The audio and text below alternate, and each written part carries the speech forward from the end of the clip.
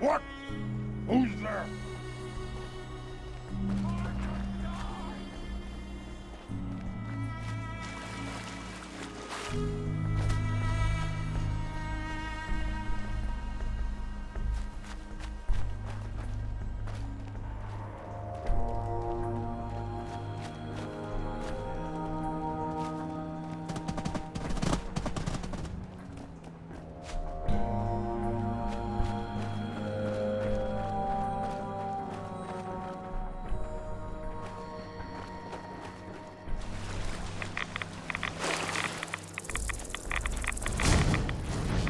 Someone there?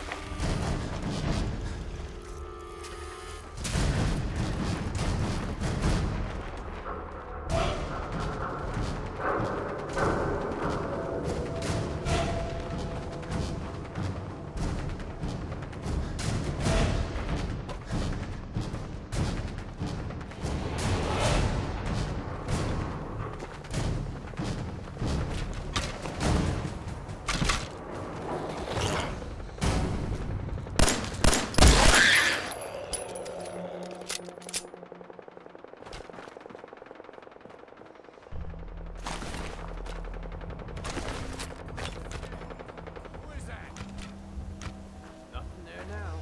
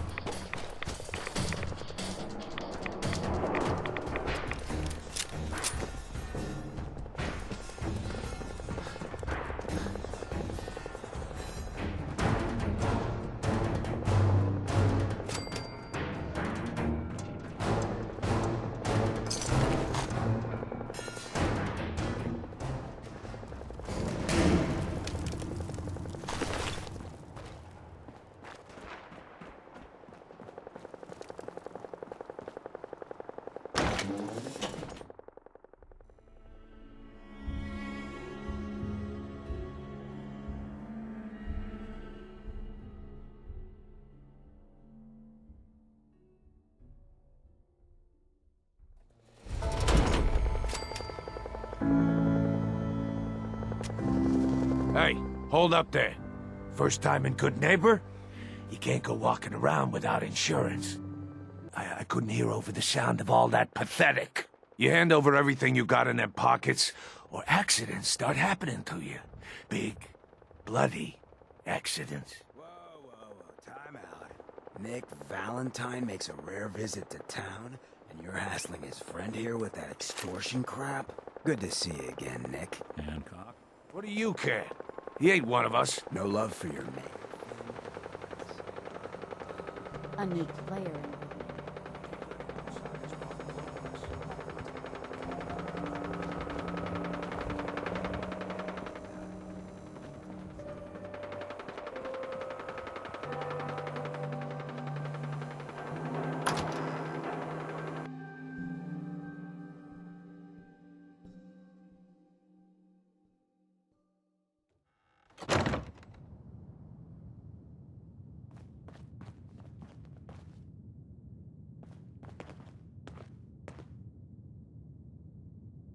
May have walked out of the den, Irma, but I'd never walk out on you. Amari's downstairs, you big flirt.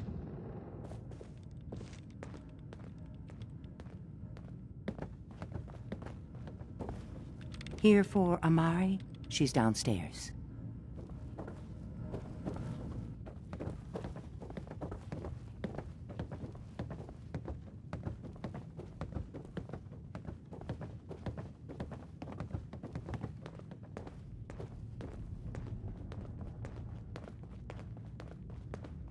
Dr. Amri? Yes? Wait, I know you. You're on the railroad. What's this all about?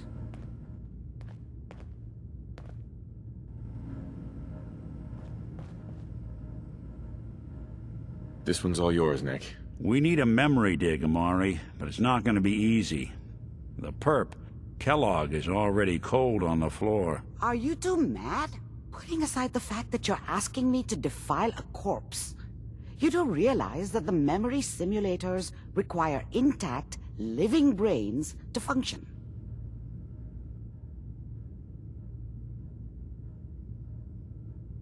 Please. Nick told me you're the only one who can make this work. This dead brain had inside knowledge of the Institute, Amri. The biggest scientific secret of the Commonwealth. You need this, and so do we. Fine. I'll take a look. But no guarantees. Do you have it with you? Here's what I could find. What's this? This isn't a brain. This is... Wait, that's the hippocampus. And this thing attached to it? A neural interface? Those circuits look awfully familiar. I'm not surprised. From what I've seen, all Institute technology has a similar architecture. Go on, Doctor. Mr. Valentine is an older generation synth. But Institute technology being what it is, the brain implant could fit him. But that's an incredible risk to take. We're talking about wiring something to his brain. Don't worry about me, Amri. I'm well past the warranty date anyway. I appreciate this, Nick. You can thank me when we've found your son. All right, let's do this. Whenever you're ready, Mr. Valentine, just sit down. If I start cackling like an old grizzled mercenary, pull me out, okay? Let's see here. I need you to keep talking to me, Mr. Valentine. Any slight change in your cognitive functions could be dire. Are you feeling any different? There's a lot of flashes.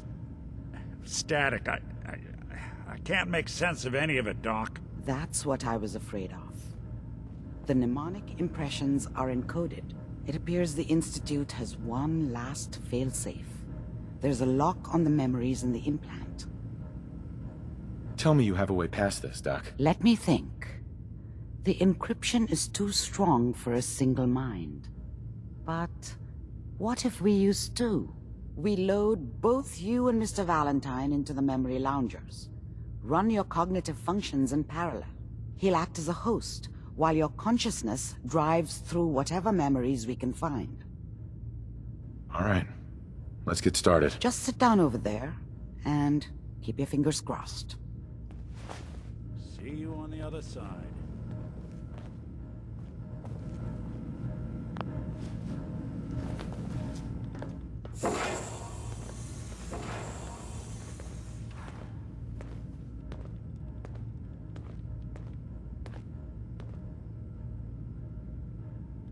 Initiating brainwave migration between the transplant and the host. Mnemonic activity coming from the transplant. It's degenerated, but it's there. We're going to load you into the strongest memories we can find. They might not be stable. Just hold on.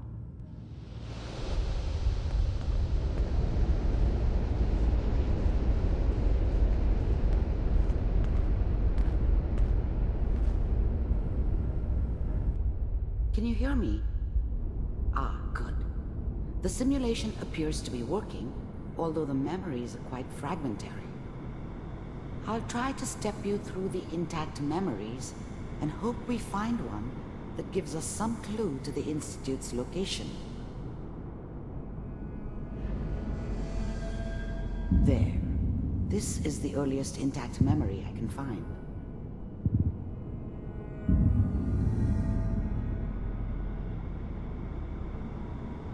That makes it official, folks. remember, you are experiencing these memories as Kellogg. This may prove disorienting at first. All 5 states have now signed on, which means that as Mom knew how it was. She wasn't soft, but she loved me in her way. And she protected me from Dad. That cost her more than a few beatings. I never knew what happened to her after I left. I didn't want to know. Not then. I was such a dummy back then. What did I know about how the world worked? I think now she wanted me to kill him. I should have. Instead, I ended up running away. I told myself I wanted to find somewhere out from under the thumb of the NCR and all their rules. But really, I was running from the guilt of not protecting her from Dad. Yeah, it doesn't matter now, though. Dad was either drunk or not around. I guess he must have run with one of the raider gangs, but I never really knew what he did. Don't know why Mom was with him. Maybe at some point in his life he wasn't a complete asshole.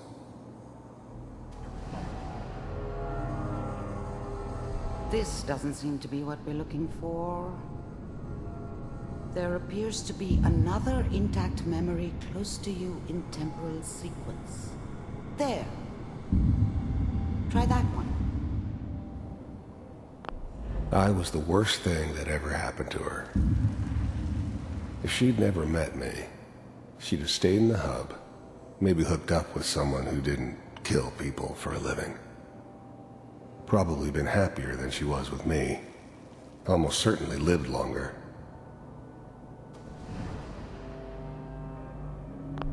The thing about happiness is you only know you had it when it's gone.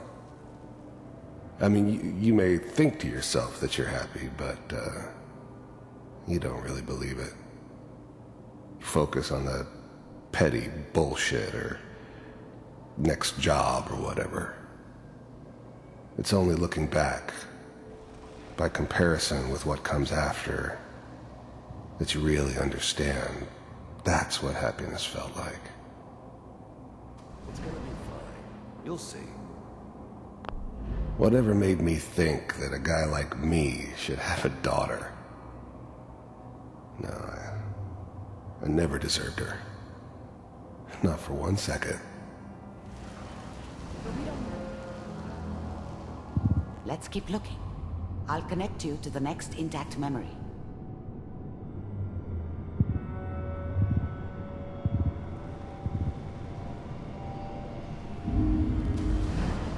How did you think this was gonna end, Kellogg? You thought you could just fuck with us, and we wouldn't fuck with you? Just so you know, they died like dogs. And you weren't there to help them.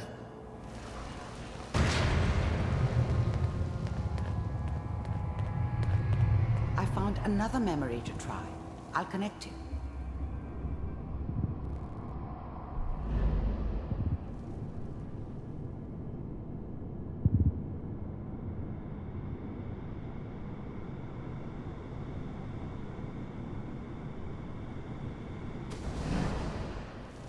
Mind if we sit down? I don't remember much from that time. It all kinda blends together. It was almost always a bar, though. That's universal. Suit yourself. There's always someone who wanted someone else dead. Sometimes just roughed up, but dead was usually what they wanted. Sometimes they thought they could cheat me. That was usually only when I first arrived somewhere. Didn't matter to me. I just took it as part of the job. Little extra thrown in for free. I always got paid in the end. One way or another. There was always a job for someone like me. Didn't matter what. I didn't care where I was going. Ended up mostly wandering east. Getting as far away from San Francisco as I could, maybe.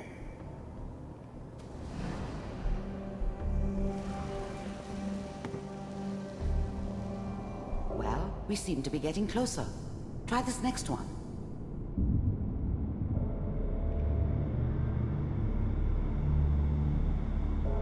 Mr. Kellogg, I'm glad you decided to meet with me. So, you're with the Institute. I wanted to see for myself if you really existed. We do, as you can see. What do you want? It's come to my attention that you've been rather disruptive of our operations lately. This must stop. I do what people pay me to do. If that's a problem for you, I could see only one way out. And what's that, Mr. Kellogg? If I'm working for you, there's no more problem. From what I hear, you can afford me. I don't think you fully understand the situation you're in. I think I do. Very well. B-748, initiate.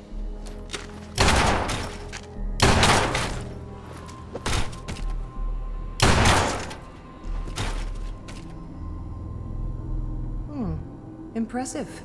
We may have something to talk about after all. Getting warmer. One of these has got to tell us something. We're running out of brain here. There's one that looks mostly intact. Connecting now.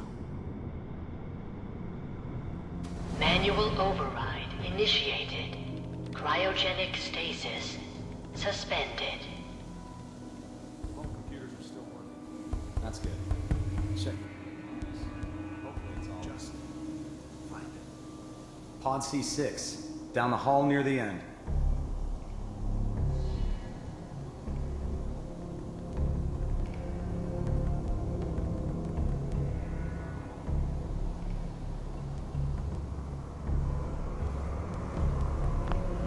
I was now the Institute's main operator in the Commonwealth. If they needed something done, they came to me. It wasn't usual for anybody from the Institute to come along on a mission, so this one stood out. They didn't know then who it was we were grabbing from the vault. Of course, neither did they. Not really.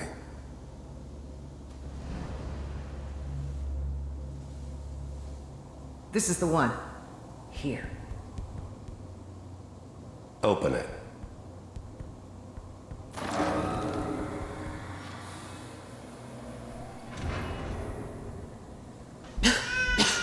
Is it over?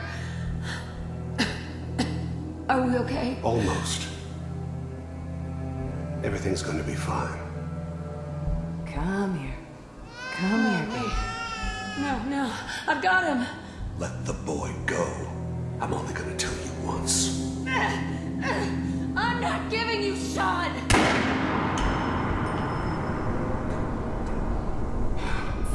Get the kid out of here and let's go. At least we still have the backup. Cryogenic sequence reinitialized. What's the holdup? I'm almost finished, Kellogg. I just need to confirm. Come on. All right, we're good. I'm sorry you had to go through that again. I found another intact memory. Whenever you're ready.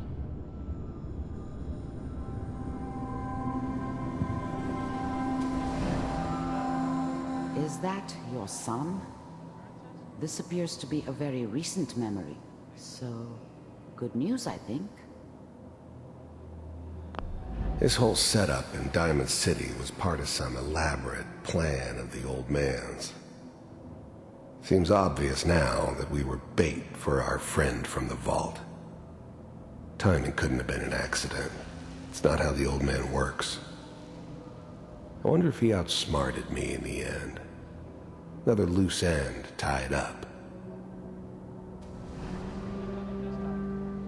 It wasn't my idea to settle down with the kid in the middle of Diamond City. I thought it was a terrible idea, actually.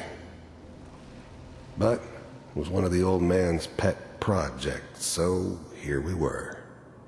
Me and the kid, like a happy little family. I ended up kind of liking it. A reminder of what my life might have been if things had turned out differently. But there's no going back. I knew it was just temporary. It'd be back to normal business before too long.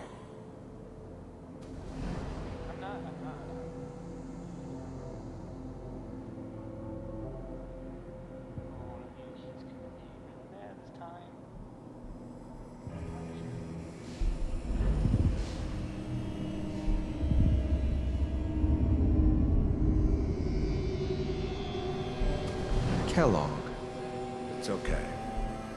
One of these days you're gonna get your head... The new breed of synths could easily pass as human. Some of them did. But the coursers, they weren't built to blend in. They were killing machines, pure and simple. Smarter, stronger, and faster than almost any real human. I'm just glad they were always on my side. Just barging in here like that. Minimizing my exposure to civilians is a priority. Forget I said anything. So what's the big crisis this time? New orders for you. One of our scientists has left the Institute. Left? As in? He's gone rogue. Name's Dr. Brian Virgil. We know he's hiding somewhere in the glowing sea. Here's his file.